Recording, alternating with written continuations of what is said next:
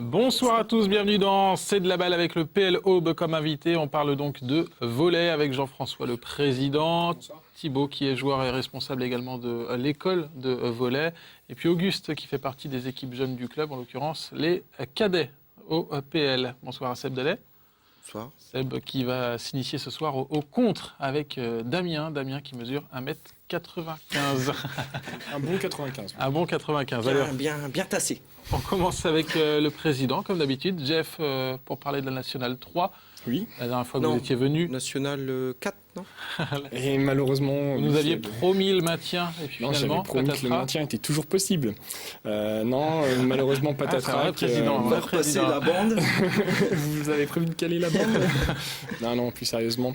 Oui, on a joué certains matchs qui étaient pour nous des matchs coup près, parce qu'il fallait absolument gagner, notamment contre Vitry, contre Rion, et puis contre Gagny le week-end dernier. C'est des matchs où on n'a pas réussi à s'imposer, on a manqué de constance, je dirais. L'équipe a été assez vite frustrée parce qu'on a fait des choses très très bien. Et puis il y a des moments où on va jouer moins bien et on n'arrive pas à passer ce moment de frustration et on va rester sur nos erreurs au lieu de renchaîner, de se reconcentrer sur le point suivant. C'est un peu le bilan que je ferais sur le comportement de l'équipe en cette saison de N3, c'est-à-dire que techniquement ça tient, mais qu'au niveau du mental, il y a un petit cap qu'on n'a pas réussi à franchir. Thibaut, c'est quoi le sentiment aujourd'hui? C'est vraiment de la déception, notamment au niveau du comportement, c'est ça un petit peu? De la déception déjà de redescendre, parce que on avait entamé cette saison avec comme ambition de se maintenir. Et ouais, c'est de la déception parce qu'on voit que sur certains matchs, on aurait pu l'emporter. On a pris pratiquement à toutes les équipes un set. Donc on se dit il y a sûrement la place de se maintenir cette saison en N3. Malheureusement, on descend.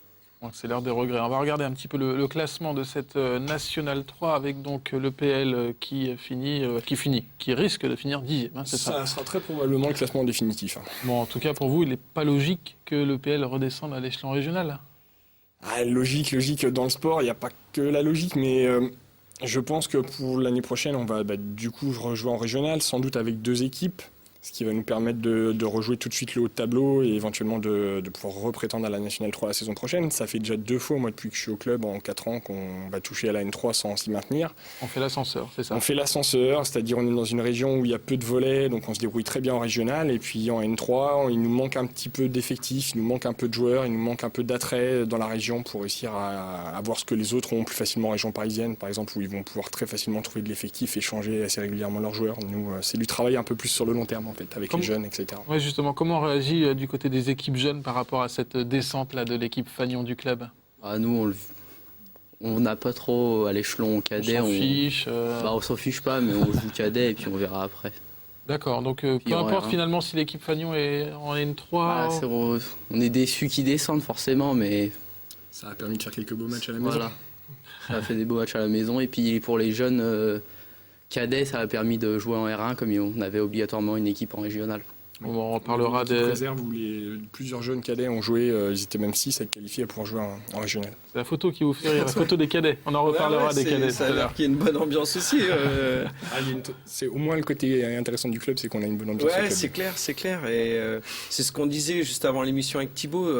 Comme j'ai eu l'occasion de partager 1 ou 2 soirées avec vous. Je sais très bien que vous avez vraiment un effectif bien compact, bien solidaire, avec une bonne ambiance. Mais est-ce que justement, il y a peut-être trop d'ambiance et pas assez... tu vois ce que je veux dire, hein. Il y a des fois, il y a juste un juste milieu, des fois qu'il faut, et comme tu parles de mental... Est-ce qu'on oublie le volet, finalement, c'est ça un petit peu? Non, pas du tout, je me permettrai jamais de dire ça, parce qu'il faut de l'ambiance, c'est ce qui permet de tirer vers le haut et de faire des résultats. Mais des fois, peut-être un peu trop, quelque part, ça peut peut-être limiter justement dans les moments difficiles. Thibaut, peut-être, là-dessus? Non, effectivement, on s'entend super bien et je pense pas que ça tire l'équipe en plus vers le bas. Au contraire, je trouve que pendant les matchs, on a peut-être un petit peu de mal à se libérer, à se dire les choses. Et après le match, on se voit tous ensemble, on est passé à autre chose.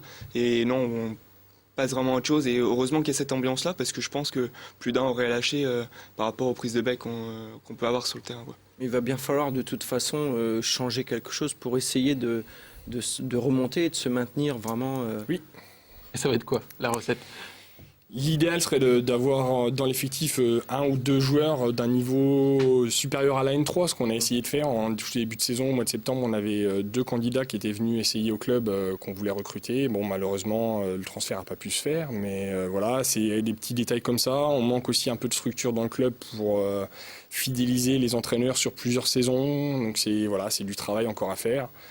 Cette année, on est quand même 107 licenciés au volley, donc c'est une bonne année. Le club a retrouvé son rythme de croisière avec plus de 100 licenciés, puisqu'on l'avait perdu les 2 saisons précédentes. Là, voilà, moi je suis content de la saison en général pour le club, parce qu'on est remonté à 107 licenciés.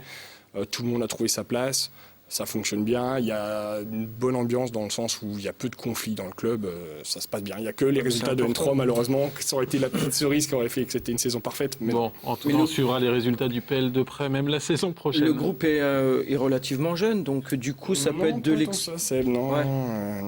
On a quelques jeunes dans le groupe, notamment par exemple Julien Scaldino qui était junior et qui maintenant qui a plus de 18 ans mais qui est toujours junior. On a intégré Mathias Blanc qui était cadet, qui finit la saison avec la N3, qui se débrouille très très bien. Donc on a quelques jeunes joueurs formés au club.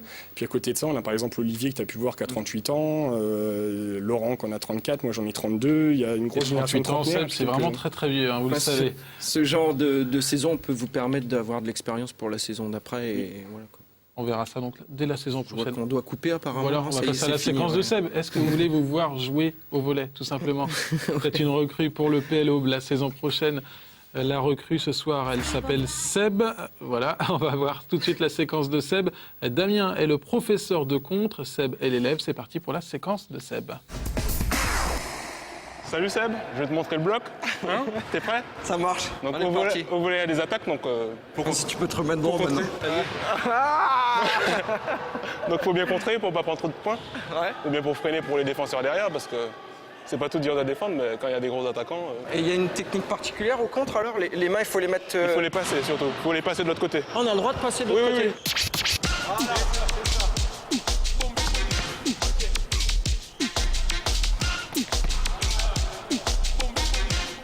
Surtout passer les mains. Parce que si je touche le filet, c'est pas grave? Oui, il y a faute. Ah, j'ai pas le droit.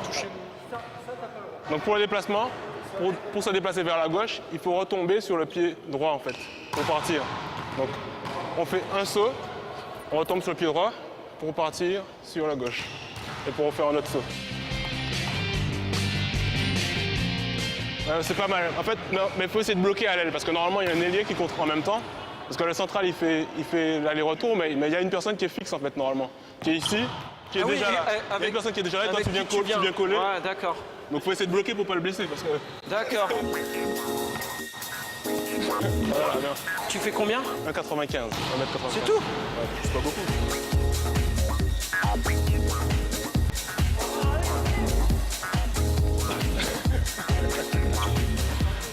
C'est bien un pied quand même pour sauter.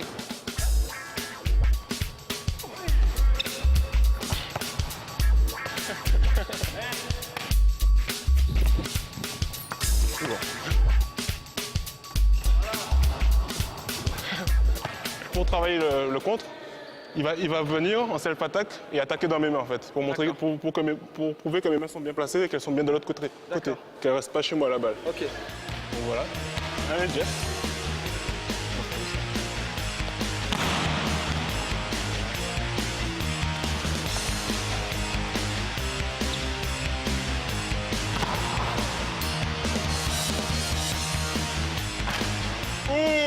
Pas mal du tout parce qu'en fait normalement les centraux ils sont choisis pour leur grande taille pour pas avoir à trop sauter pour les déplacements pour que ce soit trop difficile en fait.